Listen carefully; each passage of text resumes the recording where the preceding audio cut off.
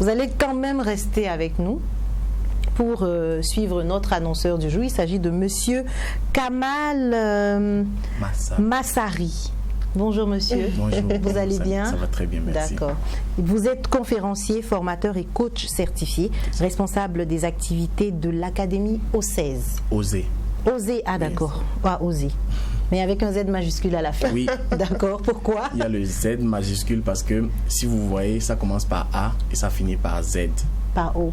Z, Académie Oser. Ok. Les deux noms finissent par d'accord. Z. Donc Académie Oser, c'est le développement personnel de A à Z.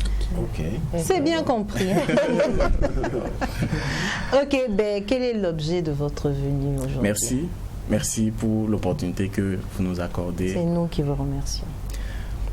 Aujourd'hui, je suis là pour passer un message aux gens. Nous sommes au début de l'année et il y a une erreur, je dirais, que beaucoup font, c'est qu'ils ne planifient pas leur année.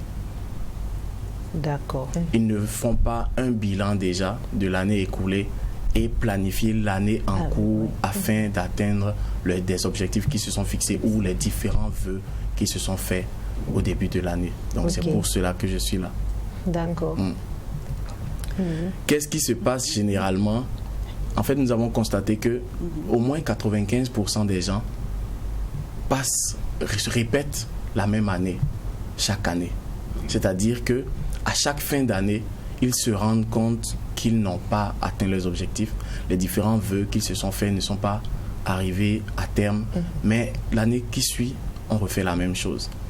On ne prend pas le temps de faire un travail derrière, un travail préalable pour voir ce qu'il y a à corriger et tout ce qu'il faut mettre en place afin que nos objectifs soient atteints. Afin que les objectifs soient atteints. D'accord. Donc ça, c'est le constat. J'ai vu le dicton du jour qui m'a beaucoup inspiré, qui disait que un chien a 4 pattes, mais il ne peut pas prendre 4 chemins.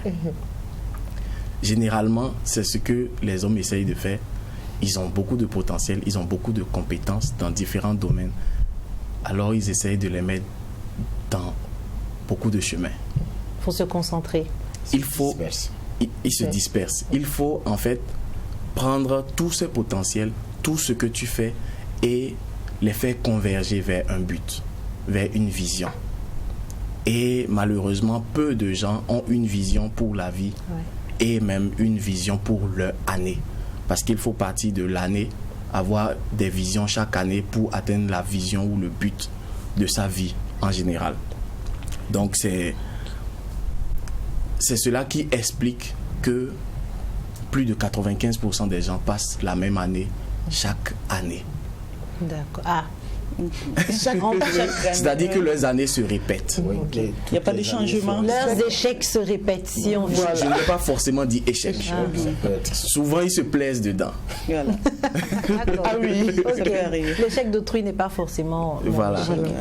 Mais ils n'atteignent pas forcément tout ce qu'ils peuvent atteindre comme but, avec tout ce qu'ils ont comme potentiel. Parce qu'ils n'ont pas planifié. Voilà, parce qu'ils n'ont pas planifié. D'accord. Alors, que faut-il faire au début de chaque année en vue de planifier la suite de cette année-là? Merci. Ce qu'il faut faire en premier lieu, c'est faire ce bilan-là de l'année écoulée.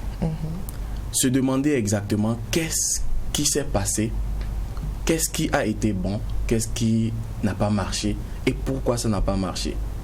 Ensuite, se définir une vision précise pour l'année à enclencher et se servir de toutes les leçons qu'on peut tirer de l'année écoulée afin de réaliser cette vision-là. Et ce qui est aussi très important, c'est se fixer des objectifs clairs. Souvent, on pense qu'on a des objectifs, mais ce n'est pas des objectifs, c'est souvent des rêves ou des fantasmes. Parce que ça ne répond pas à tous les critères qu'il faut pour que ce soit un objectif motivant ou inspirant à atteindre.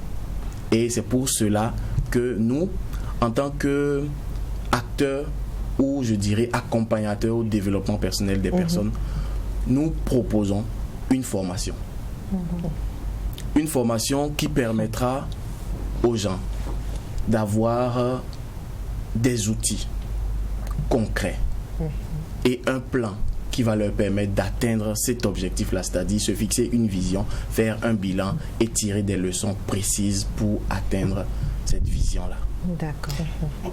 Moi, j'ai une question parce que c'est pratiquement la même parole que tous les coachs, les formateurs ont. Il faut avoir, les motivateurs ont, il faut avoir une vision, il faut avoir un objectif, il faut avoir un but en début d'année. Est-ce qu'on peut aller au concret? Quel peut être le but, par exemple, de quelqu'un?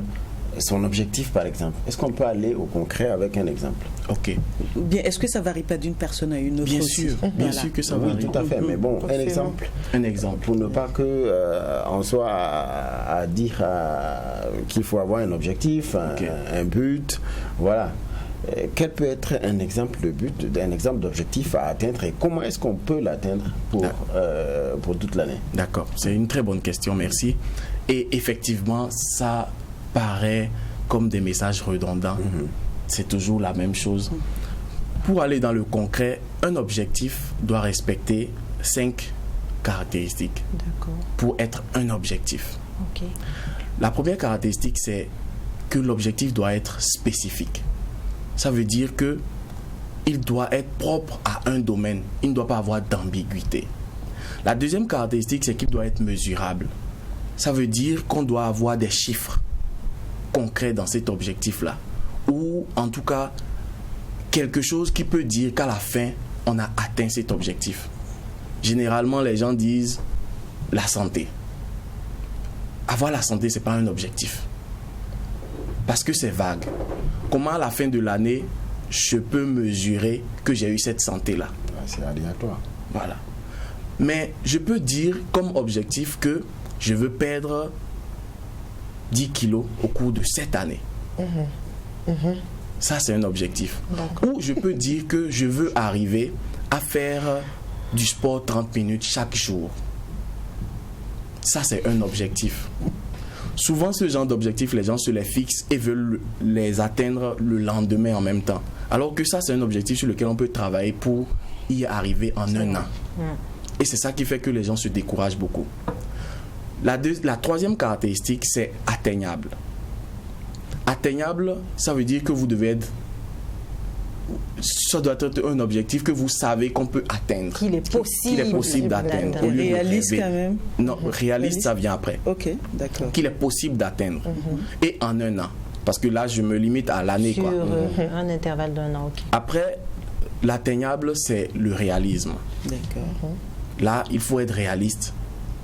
Toujours en un an. Est-ce que c'est un objectif qu'on peut atteindre en un an? Et enfin, temporairement défini. Je dois mettre une date.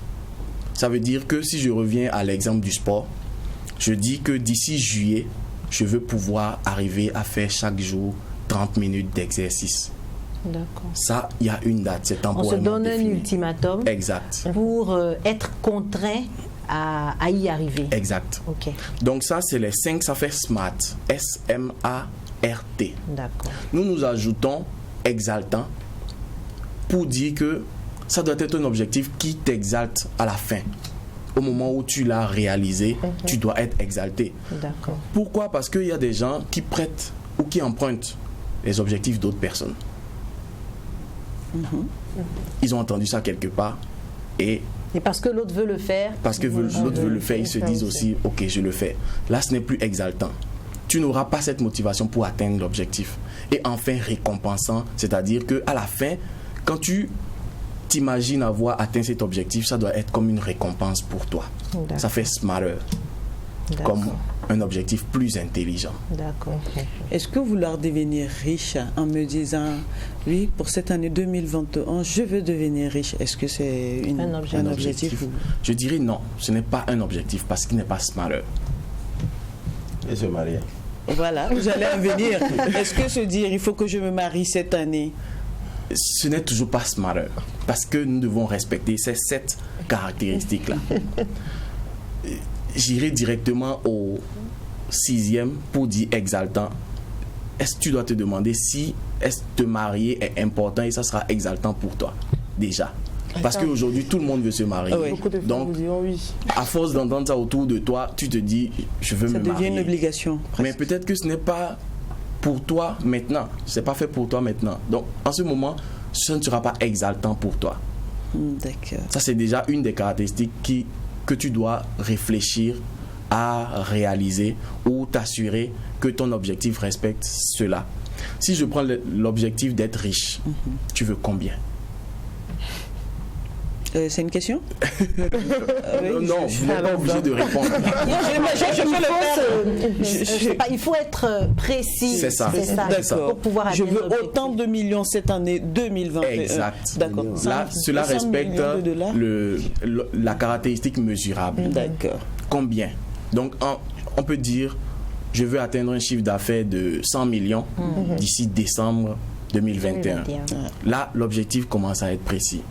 Maintenant, spécifique dans quoi? Dans quelle activité?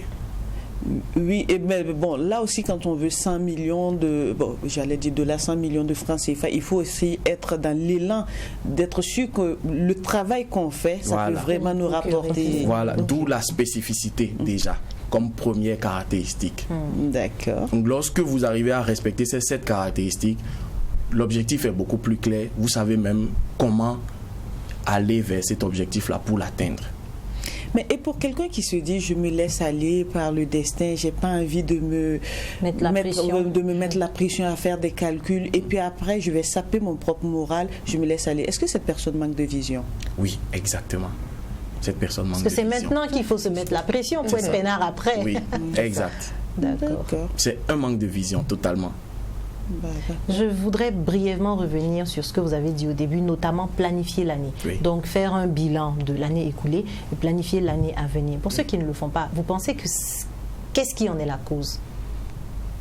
À quoi c'est dû? C'est dû, je dirais déjà, à l'ignorance. Ils ne savent pas qu'ils doivent le faire. D'accord.